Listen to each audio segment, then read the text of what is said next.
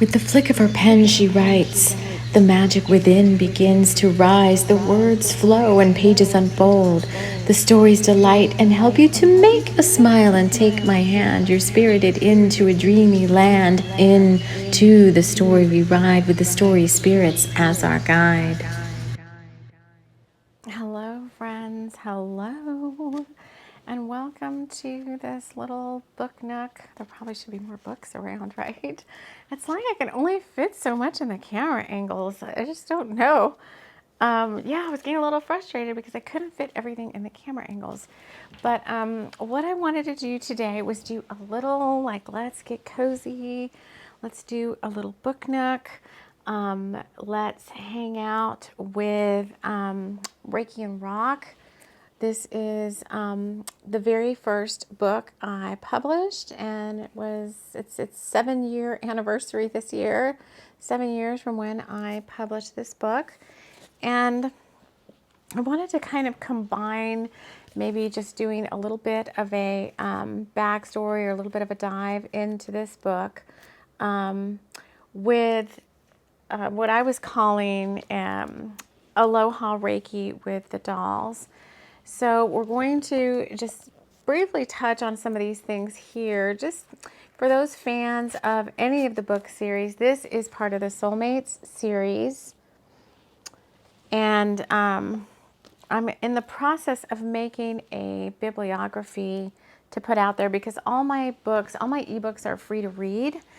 So I want you guys to have access to, because I don't think a lot of people know about it. Even people that have been like following me for a while kind of don't really know everything that's out there. So I thought I would update my website and put, there's like 15 or so published books, especially for those of you that follow Bringers of the Light Sundays, that you could have a place to see in what I consider, I guess, what we consider to be chronological order, the Bringers of the Light book series books too. So get cozy. I've got a cozy blanket. I'm in my favorite little chair in this little corner that I made that is supposed to be like oceany looking. And I had the tablescape kind of all set up for the Reiki, but the table is first just a little bit too small, so it doesn't fit everything. So here's what's out there. I can briefly show you. I've got my Home is Where the Dog Is cup.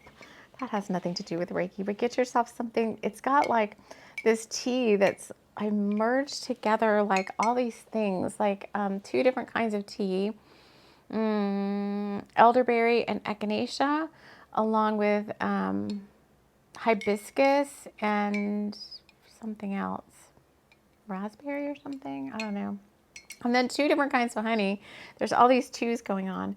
And then I started pulling out all my oceany stuff for this corner. So I've got my beach sand. Actually, someone gifted me sand from, this is from the East Coast. I think it's from like it's funny because it's like the coast where like my mom and my grandmother and my grandparents grew up. So this person didn't really know any of my background, and way back when the channel first started, this channel's been around for since 2018, I think. But way back when the channel first started, someone who we later found out was like a Lemurian stone guardian, and I wrote all these blog posts. I wrote a blog post about what is the Lemurian stone guardian. But someone sent me, it was amazing. She still does, and I'm not in contact with her anymore. I think she was just here to deliver these rocks to me. But she sent me a huge box in the postal mail, and when I got it, the postal people were like, "This is really heavy." And when I opened it, it was all these rocks and stones. So, and this beach sand. And some of the stones that she sent me were like very personal to me. She's like, "I've been curating it and picking up these stones and setting aside all these rocks for you." And then she like delivered me these stones and this sand, and then we kind of lost touch with each other. So it was very interesting. One of my dragon rocks or stones from the beach is one of the ones that you may see on the daily shorts quite a bit. So we've got that.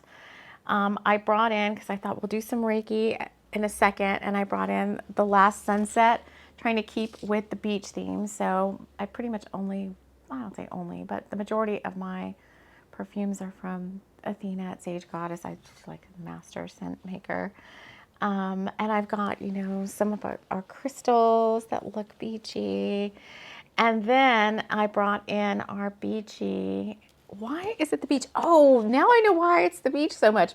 Because this book, sometimes I forget what the book's about. This book takes place in Malibu, California. So all of my books are channeled. All my ebooks are free to read. Yeah, so this book started with a song, so we'll talk about that in a minute because we're just going to be doing the backstory. And then I brought in from my newest, I don't have any of my stuff from when I was a little girl. It's kind of like, who knows where it's at now, probably in a landfill. But so I started, I don't want like a super big collection, but there is an artist on Etsy who takes the Barbies and redoes them. And so I love this curvy Barbie, and she's Art in Harlem is her Etsy handle. She hand makes their little capes and stuff and some of their clothes. This one says wet paint. But this is Ashara, this doll named herself. She embodies the spirit of a Mayan leopard goddess. We'll play with that later, but she wanted to be part of the Reiki session. So when I say Reiki, it may not necessarily be me like, you know, moving my hands in front of the camera. It may be more, sorry, it's like, it's back there and I want it to be longer. It may be more of just the energy coming out of the collection of things that we have and coming from the story, because that's how we want to use my books. Anywhere you look that I've kind of written stuff about my books, they're channeled, they're done via automatic writing. I don't plan books, I don't plan chapters, I don't plan and plot out what's going to happen with books. It just comes out that way. And so, sorry, I know hair fussing could be annoying, could be comforting. It could be somebody like, oh, giving you a scalp massage. I don't plan these out. The ideas come to me, and one of my spiritual gifts is clairaudience, and I just sit down and I listen and I call in my guides into sacred space and the story friends from the books that I write, and I just basically listen to what they tell me and I type it out like automatic writing. And I did a whole video on this many, many years ago on how this works and how this happens. I don't know. You know, it's just a gift, and it's just, I'm here to use it and play. And so I've been using it as setting these books not just as stories, but with intention. So they always come through there. You can choose to see them or read them as just, you know, fun stories, which they are, or you can look deeper to the higher truths and the higher metaphors and meanings of each one, as to how they might help you. And in and of themselves, I feel like they are a form of Reiki, because they've got this energy, you know, everything is done with intention. They've got this energy. Well, first of all, they're channeled, right? They come from source, but they've got this energy like imbued in them, embodied in them, that comes out when you read them, or when you interact with one, that causes, you know, healing based on whatever the book is about. This one has a lot to do with forgiveness, has a lot to do with karmic, it's a soulmate series too, karmic partners, call it what you want, soulmates, twin flames, divine counterparts. It's really big in the soulmate series. So I thought, being it's the very first book that I ever published, not all of my books are out on paperback, because I want a little bit of a jazzier look for them, and I have not yet found a way to accomplish that. I want them to have like, it's just different, like colored edges and all that. So right now we've got the paperbacks of some of them. So we're going to look in this. We're going to read from the back. And then I also brought out the Mermaid Tarot deck from Dame Darcy. And we might pull a little card and see how that plays into this. And then we're going to, I think over on my Patreon, in all tiers, this will be available in the Bringers of the Light tier or the Inner Sanctum. We're going to do a little bit of a deeper dive into the forgiveness healing session around how to use these and take your practice a little bit deeper. So grab yourself a cup, grab yourself, I've got my sailboats. My tablescape is great. I can't get it all on camera, but I've got my sailboats here. Let's see. I got my sailboats little thing going on there. And we've got the doll set up and ready to go. And we've got me, and I don't necessarily have to always be on the camera. It's like, I don't really always want to be, I don't need to be like full on the camera, right? It is a book circle, book nook thing. So I want to play with y'all. Get your tea. Get yourself like, you know, I don't know, this smells really good. The Last Sunset. This is how you interact with my books. You set sacred space, because that's how they were written, right? I set sacred space to get me like in a certain frame of mind, a certain vibration to receive the guidance that comes through. Maybe at some point, for those of you with a book in you, we might kind of teach you how to do this. Someday we might run a little workshop on how to do that. I've got my little spirit guides here. You know, for those of you that know about my list of spirit guides, my spirit guide auction friends, there's 3 different ones here. There's some Killing Cove dolphin spirits from Japan, energetically bound to this. There's a Hawaiian gargoyle, and there is an earth vamp in here. It's always, everything's always a part of what I do. And then I'm just getting cozy in my favorite chair. I love this chair. This chair was gifted to me. Most of my belongings were gifted to me or found items. And this chair was given to me by someone when I moved in. This is where Reiki Rock started. I quit quit or retired early, whatever you want to call it, from my corporate job in California. I'd been there for like a really long time, 20 plus years. And I was living in right by my work, and I decided I wanted to move to the coast. And I set the intention, and I worked with the goddess Lakshmi to find me a place to live on the coast. And I created a list, and I was working very closely with her, and I ended up finding a place, a townhome with an ocean view down by Laguna Beach that pretty much ticked off everything on my list. So I was like, oh my God, this is so meant for me. So I moved in, and then I started, it was there, this is the backstory. It was there at the coast, at the California coast, that I started channeling these books. And I didn't, oh my God, I'm gonna get emotional. I didn't know what they were at first, because it started out, actually the very, very first channeled chapters were not even Reiki and Rock. They were Shaman's Drum. And I don't have the book here with me. It's over in the bookshelf. But Shaman's Drum were the very first channeled chapters. So for me, the channeling kind of came through. I would sit, it was a townhome, and I would sit in my bedroom, and my bedroom had a balcony that overlooked the ocean. And every morning, of course, I would do my morning routine, and I would sit there. And one morning I just felt like I'm not a journaling person. I'm not a big, journal and gratitude list and all that. But I felt compelled to pull out paper and, was it pencil that I used or pen? I can't remember.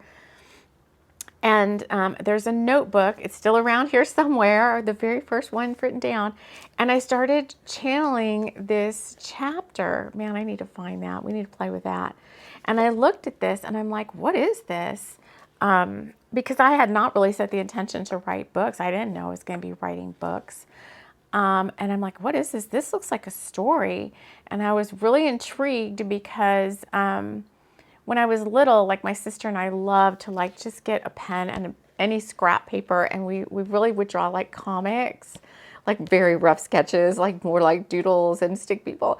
But our neighbors, and we had this whole story. We lived in this little apartment complex in San Antonio, and we drew the, we were just like not infatuated, but yeah, we were kind of intrigued by our next door neighbors because they had these very just fun like personalities. And so we created characters for each one of them, and we were like best friends with one of the older boys that lived next door, and we created a whole family like drama, like comic series. And so that was always so fun because we would take turns. Like I would do one, and then my sister would like continue, and she would do one. So anyway, I was like, these look like stories. This looks like a story, and I'm like, maybe it should be some sort of a book. And so I'm like, I don't even know how these words got on the page, right? And so I decided I wanted to keep working with that. And so the very first book was Shaman's Drum, and it was handwritten for about, I don't know how many chapters, until I was like, my hand cannot write as fast as the channeling is coming through. And this is not very effective because I have to then take all the handwritten and retype. And I was like, there has to be a different way to do this. So I went techie and got a laptop or whatever and a tablet and all that and started doing it like that. So that was how the stories first started. And then there's a whole other like kerfluffle that started with the book that I've talked about more in the Kyanite Fairy Wing backstory, which I don't think is, I'm doing everything now on my TLC for the Soul YouTube. So I may move the Kyanite Fairy Wing backstory from my other, because I've got 3 YouTube channels and Spirit's like, you need to pick one.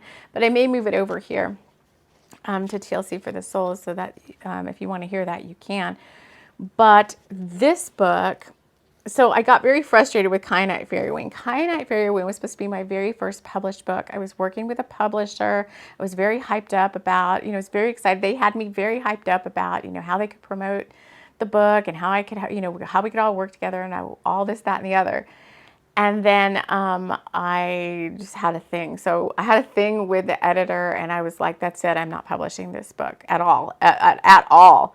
I said, this book will get an entire rewrite, and my work here with you is done. And I just left that publishing company because I did not like that process. I didn't like, quote unquote, again, I felt like I was kind of being managed by, quote unquote, the man.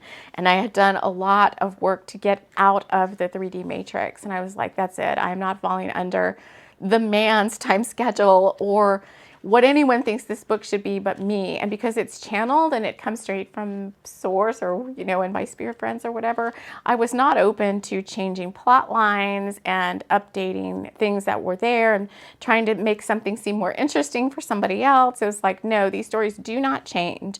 The only thing that changes may be the grammar or the continuity sometimes is a little off with the channeling. So I make sure the continuity is there. But I'm like, other than that, these things don't change. They're channeled for a reason. And so I said, then later on, it took a while later, like several years later before I was like, I'm self-publishing these. But in the meantime, I was like, and I'm done with Kyanite Fairy Wing. I set the whole manuscript aside and I was like, it has, these vibes around it. Now I don't know what's going to happen with it.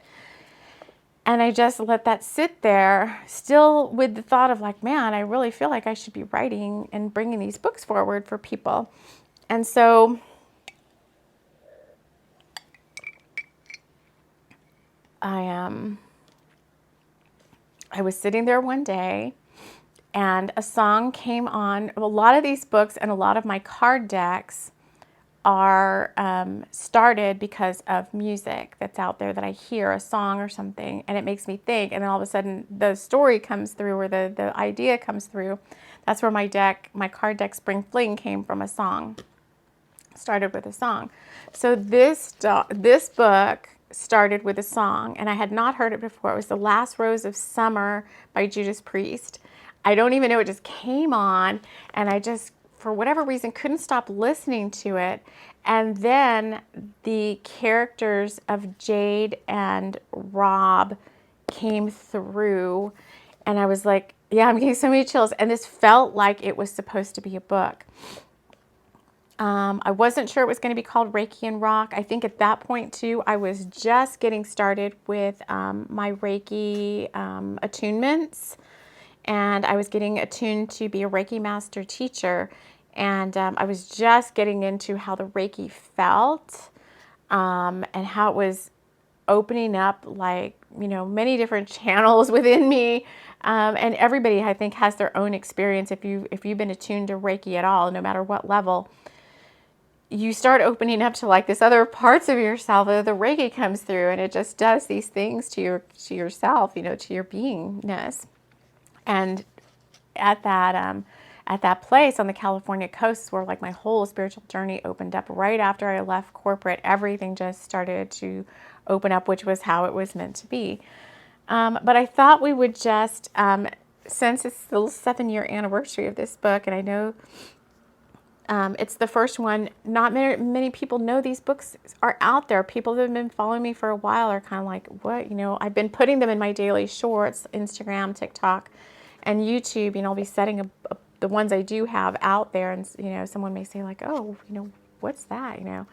And I'm like, all my ebooks are free to read. All you have to do is I put the link to my Smashwords publisher in all of my show notes, and you can go there. For that one, you need an EPUB reader on your device in order to download the files. They're all free, all the fiction. Then there's one nonfiction book, Eat Like a Little Murian. Or you can look for them at Apple Books, Google Books, Barnes and Nobles. There's other places too. There's a couple of others that this my publisher distributes to. And you can read them for free. And so I will be putting that visual together of kind of what books go in what category. Like I said, there's 3 in the Soulmate series right now. But Reiki and Rock, from the song The Last Rose of Summer, became this channeling that just like really, I really get like emotionally into it, because I'm channeling the spirit friends of the book. And so I had a really fun time really writing this one. That this one is a sensuous and spoiled pop star, an alcoholic and broken rock musician, a gifted Reiki healer, and a Native American medicine man show how the power of love can bring healing and redemption to the most lost of souls. Even then I was writing about twin flames. Golly, I didn't even know about the twin flame journey then. I didn't even know I was on a twin flame journey then. Sheesh. This is like bringing back twin flames, soul unions, karmic contracts. Even then I was talking about it. And divine healing are all highlighted in this sensual story of a pop star who can no longer deny her heart when her love of many lifetimes shows up in an unexpected place. Isn't that how it always happens? Will they end up together, or will fate step in to thwart their love again? A story of deep love, betrayal, forgiveness, and the power of spirit to bring everything together for the greatest good of all. I mean, come on.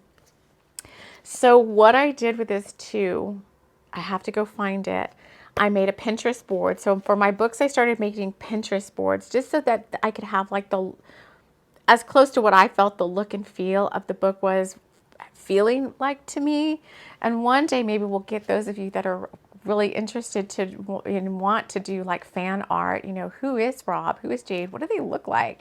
And when we draw them out, like what are they, where are they? What are they doing? What do they look like together? I just went with very simple covers for now, and maybe one day we will have an artist that's, come in and do some very fancy covers for these. But right now, I just get excited, like this is the first edition, and I'm always going to just have this one like it is. So I thought we would read, just to give you some background, read chapter 1 as the backstory, get us into the book.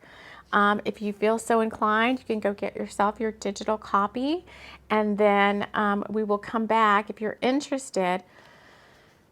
I think on my website I have put how to work with these books and use them as workbooks for healing, for your own personal healing journey.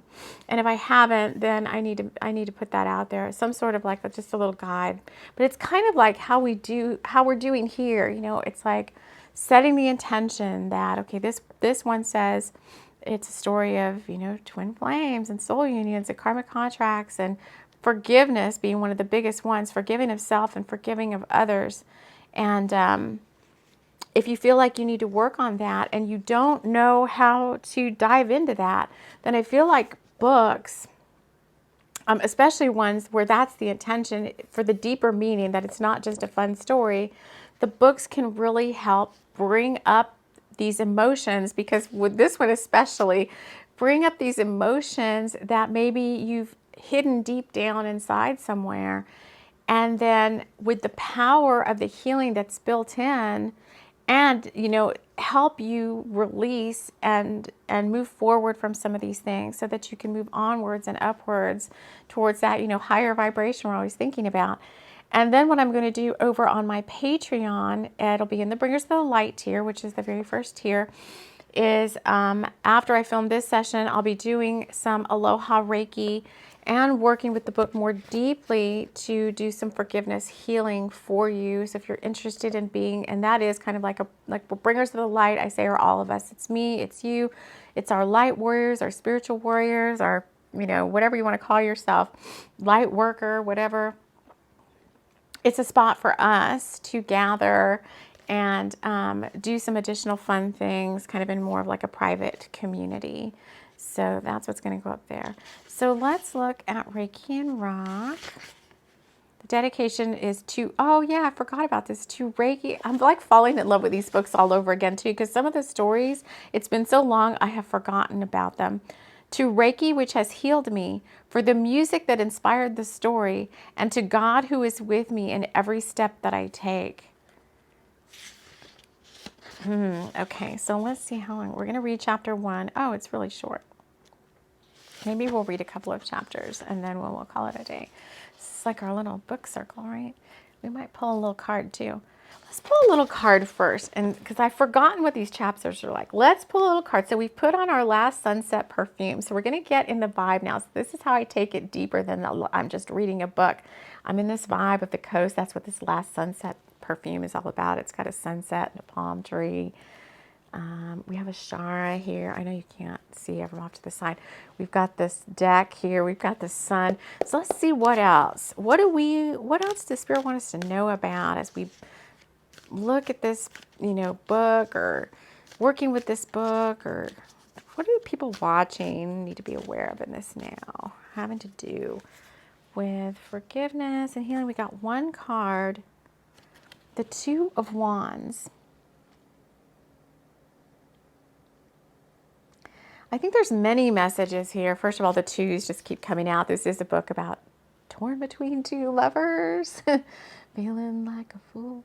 The Last Rose of Summer, you could get that. I think somewhere too, I even created, maybe it is on Spotify, a Reiki and Rock music playlist. There's some of the music that inspired the book. And then this too is also, maybe these little backstories and stuff will inspire you to reach out for your dreams. It doesn't have to be book writing. It could be anything. It could be anything that's a dream of yours that you are just like, oh, one day I'll hold that world in my hands. You don't have to wait. These books started just coming through. You have to just be open and allowing, and they just are a part of me. And I didn't know. I was having this conversation last night with my son. It's like I didn't basically know what I wanted to be when I grew up, but I know I didn't want to take the path that everyone takes. I didn't want to graduate high school, go to college, get some 9 to 5. I did have a 9 to 5 job for quite some time. It was really fun and I really loved it. And it let me, do a lot of things in my life, but these were in there too.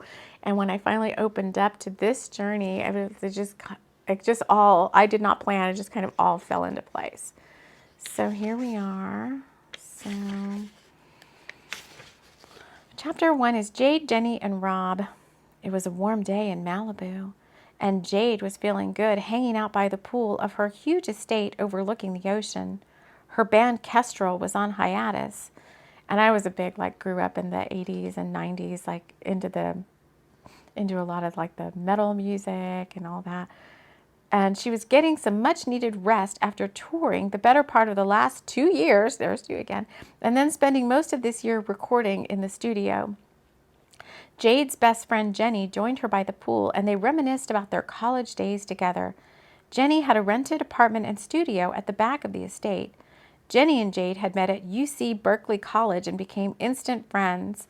Jade was in school under the guise of pursuing an arts degree, and Jenny was there on student loans for her psychology degree. She wanted to work with people who were traumatized and needed healing. Jade never finished. She was picked up by a major recording label when an agent saw her singing outside a famous LA restaurant one night during spring break and after Jade had way too much to drink. From there, it was no looking back, and Jade's career was off. She dropped out of school at her wealthy parents' dismay and became an overnight sensation. After stints in several now-defunct bands, she's the lead singer for Kestrel, her rock band of musical magicians. Jade soon realized that her parents' way of caring for her was to buy her attention and affection with extravagant gifts and trips to foreign lands. If that didn't work, then they sent her older brother Sky. Oh yeah, Sky. He comes out in Rose and Sky in my third book. They sent her older brother Sky to interfere in her life. Jade liked to live life her way, and if that meant skinny dipping in the Mediterranean or throwing a massive dance party for her friends at the Hollywood Bowl, then so be it. She wasn't shy, as her bodyguard and ex-lover Alejandro could attest to. I love the Alejandro character in this book. He was continually working to shield the star from paparazzi cameras and the roving eyes of the male fans she always attracted. Jade's idea of true love was distorted after she had fallen for someone who could never love her back the way she wanted, and so she had distracted herself with men like Alejandro and others who could never really commit to anything other than their adoration for her body and talents on stage and in the bedroom. Jenny completed school and received her degree, but soon realized she wasn't cut out for working in hospitals and clinics. She needed to be outdoors a lot of the time, as indoor places made her feel so depressed. Jenny is a healer with a capital H. How many times have you had I don't know how many times I would go for like a psychic, with a reading or something with a psychic or a session with a psychic, and it would all of them would say, "You're a healer with a capital H." And so her psychic friend Chandra Rose kept telling her, Jenny has known Chandra since she met her at the Soul Step Cafe, where Chandra works as the resident psychic. Chandra had reached across her glass of kombucha, tapped Jenny on the shoulder, and said, "My guides are telling me I must talk to you." With Chandra's guidance, Jenny took classes on how to use crystals and do Reiki for energy healing. She has built a successful crystal healing and Reiki practice, working with clients of PTSD and alcoholism in her small studio beneath her apartment at the back of Jade's. Jade thought it was a little woo-woo at first, but that didn't stop Jenny. And Jenny didn't care what happened so much since she was rarely there and trusted Jenny more than anyone she knew. I think with this book too, just like all the key points I made as I was talking about it, if you're wanting to start a more spiritually based, career, this book is going to bring those things out in you. I just feel it. Jenny loves her practice and her small group of eclectic friends. However, she often feels like her life is missing something, but she's not sure what. She'd had a few romantic relationships, but all had ended sadly, and she doesn't think she will ever find her soulmate. Chandra tells her that she believes Jenny deserves to find the love of all lifetimes if she would only open her heart. Jenny is still not sure what that means. And of course, there's like a ton of heart healing in this book. Jenny was raised by her grandparents and had spent her summers as a girl working with animals at the local shelter. They lived on the Oregon coast, that's another big place for me, in a tiny town, population of 143, and Jenny had felt isolated and alone, somehow separate from her schoolmates. She didn't have a lot of friends growing up, but she liked it that way. She preferred a few close friends and had found solace and comfort diving into books at the school library. Who do you most resonate with so far in the story, Jade or Jenny? I found it hard. I found myself torn between Jade and Jenny. Chandra told her, and Chandra, right? I'm in all of these characters. Chandra told her that a lot of her relationships and situations in this life were karmic connections and contracts that needed to be healed from past lifetimes. Jenny didn't know anything about past lifetimes and was reluctant to explore the topic further. So that may start to come out to you too. Past lifetimes that are guiding, kind of trying to guide you into who you are or who you are to become in this lifetime. And then we have Rob. It was an even hotter day in downtown LA. Oh, I love the California coast. And Rob was feeling the effects of a hangover. His rock band, this book can be right, it's really all for all genders. His rock band, The Raw Deal, oh, I love it, was playing all the famous club scenes, and their agent Murray had gotten them an East Coast tour for the fall. Things were looking good. The club was packed last night, and he had sung better than ever, he thought. It didn't hurt that those hot girls kept staring at him from below the stage. He was tempted to get his assistant Conrad to hook them all up, but decided against it. Maybe he was over the one-night stands, he thought, but realized he knew better than that. Rob had had his share of women, but all those relationships were superficial.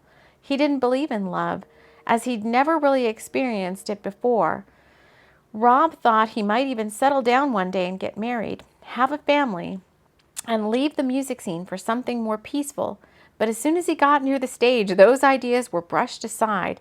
He wasn't seeing anyone at the moment, as most girls got too jealous when they saw him up on stage or with so many girls following him around. He couldn't go anywhere around town without some young girl running up to him for a selfie. He felt like he needed a vacation. But with several tours coming up, the band was hot on the scene, and he needed the money. Rob was born in London to addicted parents who abandoned him when he was 8. He grew up in foster homes and boys' schools there and dropped out at 13 to live his dream of becoming a famous singer in a rock band. He had answered a call to audition for a local band, and they had hired him on the spot. From there, he quickly made a name in the rock music business and moved to California at the urging of the band who wanted to check out the scene there. He got heavily into drugs and alcohol since it was everywhere he went. His motto was drink to not think, which used to be my motto way back in the day when I used to drink too much. It used to be drink to not think. And he took it seriously until one night when he fell off the stage and broke his hand.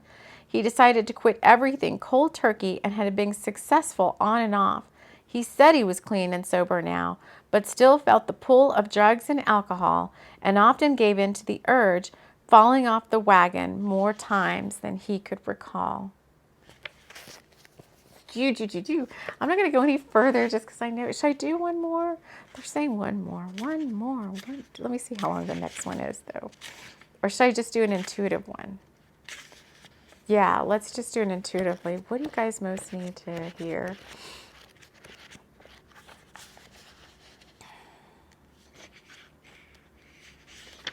Oh, The Awakening. See, what did I just tell you guys? The Awakening. These books. All right, let's read The Awakening. This is chapter 12, and it's on page 111. I mean, come on. How can that happen? I think this book causes awakenings in people. All right. As Jenny and Logan were bonding with wolves, a different kind of bonding was going on at the beach. After a long night of flowers, candlelit dinner, and a walk on the beach, Jade and Rob had settled into a comfortable rhythm of conversation. It was just as Jade had imagined. Rob listened intently to her stories about growing up as a child who felt out of place in a wealthy family. I always thought I came from somewhere else, like they weren't really my parents, she said sadly. They cared for me, which usually meant buying my love. I guess in their own way they loved me, she said, feeling like a weight was lifting off her. She had never been able to talk to any man like this before. Rob watched Jade as if suspended in a dream. He felt like they had spoken these words to each other a long time ago. But that was crazy. Past lives. I tell you, and they had just met a few weeks ago. He knew one thing, and that was he must have her, body and soul. He had never felt this way about anyone before. It didn't matter that she was a spoiled rich girl with parents she didn't appreciate, and he was a loner who was given up by his parents and had thus given up on love. He felt there was something bigger here than he could consciously explain at the moment, so he decided to just quote unquote let it ride, as Steele, which is his best friend, as Steele would say. Before they knew it, night had turned to dawn, and they realized they had been sitting on the beach for hours. Wow, time flies, Jade said sleepily as they saw the rising sun starting to break over the horizon. Yeah, wow, I didn't realize we were here all night. Rob realized he hadn't craved a drink all night, too. Want to go get some breakfast? I'm staying close by, and it's completely private. They'll take good care of us there, he said, hoping she would accept. He realized he had forgotten to tell her about his session with Jenny and decided it wasn't the right time. Sure, I'd love some coffee. Where's this place? She asked. It's a surprise. You're going to love it. Just trust me, he said, feeling more confident. Oh, that's right. One of those suspects. Just trust me, he said, feeling more confident than he had in a long time. Somehow his British accent, oh, I should be doing the British accent. I haven't been doing the British accent. You do the British accent. Somehow his British accent, which really came out nowadays, got stronger, and as she watched the first rays of sunshine in his golden hair, she felt her heart soften a little. But Sparks, no, she didn't think so. It didn't feel like anything more than just friends. Rob helped Jade up from the blanket he had spread the night before. He was stiff and realized he was getting out of shape. Hey, let's get, I can't do him. Hey, let's get some breakfast and then go for a run. What do you say? He asked, surprising even himself going for a run because he's not in very good shape. It's too much drinking and drugging. I know I'll beat you, she said, teasing him. Well, then it's on, he said. They gathered up their things and made their way up the beach to the car. This place isn't far, so buckle up, he said, helping her in. She realized her phone hadn't buzzed all night, so Alejandro was playing nice and being on standby, just as he said. She decided to text him and let him know she was okay, and he could go on enjoying his weekend with Joaquin. As they pulled onto the coast highway, oh, there's so much coastal references in this book, Rob made his way to Soul Step. It was a short drive, and soon Jane, was there Jane watching this? Jade started to get nervous about where they were going. Where exactly is this place again, she asked. We're here, he said, as the car reached the front drive to Soul Step. Oh, no, you're kidding me, she said incredulously. Of all the places, and you're here? She couldn't believe they were at her brother's place. What? What is it? Stop teasing me, he said. I'm not teasing. This is my brother's place, she said, surprised. But how did you know that? I don't know that. I just happened upon it yesterday when I needed a place to stay. Come on, there's a private entrance to my suite because he's very hot and everyone knows he's there. Nobody has to, oh, never mind. Nobody has to know you're here. Let's just order breakfast and then we can leave.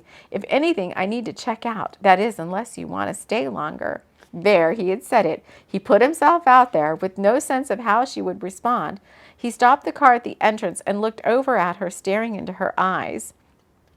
This quote coming up comes out all the time. If you watched any of my card readings and we pull from my Twin Hearts deck, this quote comes out a lot, and now you're kind of hearing where it's all originating from. She was trembling and he touched her hand. Right then she felt it, the electric spark that Jenny had told her about. At that moment she almost couldn't control herself. She felt a mixture of passion, deep longing, and sadness. Here it is. You're trembling, love, he said. Let's get you inside. I promise it will be okay. You don't know my brother then, she said, but she wasn't stopping him either. As he pulled the car down the drive and back to Sky's private entrance, he stopped the Mercedes and got out to look around. Good, no one's here. It's too early, he thought. It's too early. No one's up yet. So let's get you inside, he said, moving around to her side of the car. She opened the door and he offered her his hand, which she held on to tightly as she got out. Oh, this goes on and on. Yeah. Jade stumbled as she got up and fell forward as Rob reached his other hand out to grab her arm. Regaining her balance, she slowly looked up into his eyes, and time seemed to stand still. And then, somehow, Sky is there. And Sky does not like what's going on between his sister and the all too famous and womanizing Rob Strom. Oh man, it just gets better and better. I'm going to stop there because I don't want this to go on too long. But again, if this sounds fun for you, if it sounds like maybe journey you want to take towards your own healing, then invite you to dive into Reiki and Rock, be it on ebook, be it on paperback. The paperbacks right now, I think, are just at Amazon and Barnes and Noble, I believe, Barnes and Nobles, and I haven't really put them anywhere else. But this is Reiki and Rock. Happy 7-year anniversary, and we will see you all again soon for another book nook. And maybe I'll see you all in the Patreon as we do a little forgiveness workshop using this book. So thank you all so much, and take care. We'll see you all again soon.